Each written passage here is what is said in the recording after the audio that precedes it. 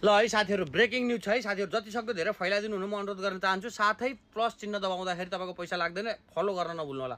आदरणीय साथीहरू, current मालपानीको current chow chow र लाली चाउचाउ नाम गरेका चाउचाउहरू तथा क्र्याकर बिस्कुट स्वास्थ्यका लागि अहितकर पाइयो, बजारबाट फिर्ता गर्न निर्देशन दिएको छ साथीहरू।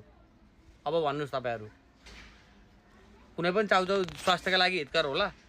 कुनै पनि चाउचाउ, कुनै पनि जङ्क फुड स्वास्थ्यका लागि हितकर होला?